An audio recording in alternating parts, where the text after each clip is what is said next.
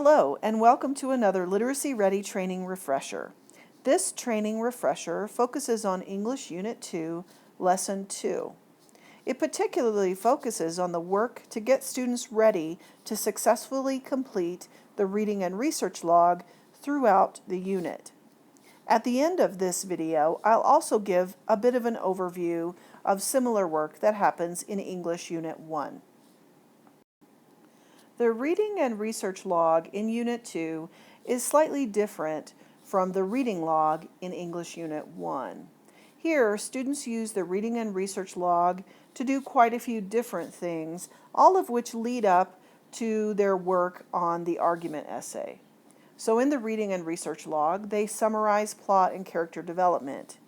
They note rhetorical patterns that they see. They make inferences about those patterns, and they evaluate how those patterns influence their interpretation of the novel.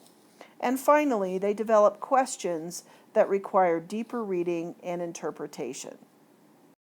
Students write one reading and research log for each chapter of the novel, and the directions for each chapter are the same, though certainly the content that students write will be different. So this is taken from the academic notebook. In the academic notebook, students have a good bit more space to write in than I've provided here. I wanted to get it on the screen so you could see it. So you can see that in Part 1, students are asked to write a brief summary of the plot and character development that occurred in the chapter.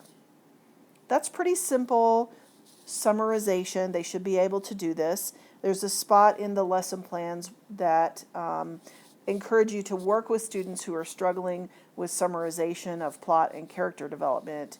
But for the most part, the students who are the target audience for this unit should not have too much trouble with this. In Part 2, students are asked to list words and phrases that illustrate patterns in the author's language. Now here, students should be just listing words and phrases from the chapter of the novel that they just read. Again, these pictures are taken from the academic notebook, and in the academic notebook there's more room provided for students to write. But you can see that in Part 3, we asked students to refer back to the words and phrases that they wrote down in Part 2, and to think about why the author might have chosen to do that, and how the author's word choice impacts their interpretation. We asked students to think about what do those word choices mean in terms of character development, connections to plot or setting, key concepts or themes, and rhetorical strategies or literary devices. Finally, students are asked to write a Level 2 question. Level 2 questions are those that require deeper interpretation, critical thinking, some delving into the content of the chapter. In activities 1 through 3 of Lesson 2, we have set up lesson plans that work through each of those 4 parts of the reading and research log with lots of opportunities for support for students so that they can see the kind of thing we're expecting them to do in each of those 4 parts. So those activities include lots of opportunities to practice and receive feedback. We also front load the beginning of the novel by having the teacher read aloud and talk through the first few pages. Those first few pages we found in some of our pilot tests contain science fiction vocabulary that is made up for this novel that sometimes throws students off and make them really question what's going on. So we thought that it would be very helpful to have the teacher read aloud those first few chapters, get a little bit of the setting set in students' minds, and also work through the reality of science fiction, which is that there's going to be vocabulary that's unique to the novel, and help students to deal with that. We also provide in these activities building blocks for development of the literary argument essay in the form of the reading and research log, and that reading and research log really does focus on close reading, interpretation, and summary. So in Activity 1, the teacher begins by reading the opening paragraphs of the novel out loud, stopping to talk about unique words, how they build the world of the novel, and how to attempt to determine their meanings. And all of this is laid out pretty clearly in the lesson plan so that you as the teacher can ask questions, stop and check for understanding, make sure that students understand the nature of this novel, which is science fiction. There's also some beginning work in that section with understanding the setting, which is a future world in which people have telepathy, the ability to sense telepathy, there's space travel, all kinds of things like that. We also introduce a few characters like Runsiter, his company, and the ability to speak to people who are only partly dead. So that's another unique element of this novel. So by the beginning of Activity 2, students have been introduced to the beginning of the novel. It's been read aloud to them, and they've talked about it as a whole class. In Activity 2, students work on summarizing the section that was read aloud and talked about. They do this summarization with a partner or a small group. We think it's really important to provide this partner or small group opportunity to practice writing a summary, just because it doesn't require the kind of independence that ultimately students are going to need to do, but it gives them some support in remembering how to do a summary, things like that. Secondly, students make a list of those odd language or writing patterns that they noticed in the section that was read aloud. The reason they do this is because, again, this will show up in the Reading and Research Log, Part 2, and there are quite a few interesting language patterns in this section that was read aloud that would lend themselves to students noticing them. And we feel that this practice of noticing those patterns will give them a head start on ultimately developing interpretive skills, and that's what we're trying to foster here.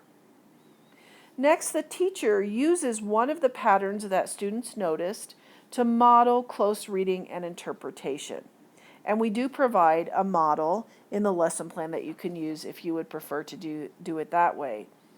We think it's important that students see an experienced person moving from the level of textual evidence to the level of possible interpretation, so that they sort of get the sense that this is what they are going to be able to do by the end of this unit. Notice a pattern in the text and develop a possible interpretation for it. And then finally, students practice writing an interpretation of a different pattern independently. Again, this is what we're going to be asking students to do, and we want them to get used to this sort of process of noticing a pattern in the text, positing a possible interpretation, and writing up that interpretation.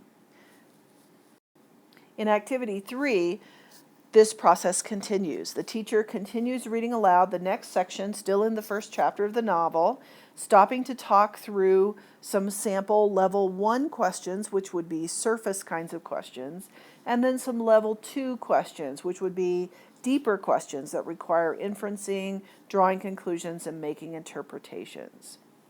Then students practice developing a level 2 question for chapter 1, and the teacher uses one of the student-developed questions to facilitate a whole class discussion. So a few things to note about these activities, or the practices that we do in activities 1 through 3. First of all, it's important that you note that we're moving from shared to independent work. And you should think about modifying that as necessary for your class. For example, if students in your class have absolutely no problem writing summaries, then certainly spend less time on the summary practice writing.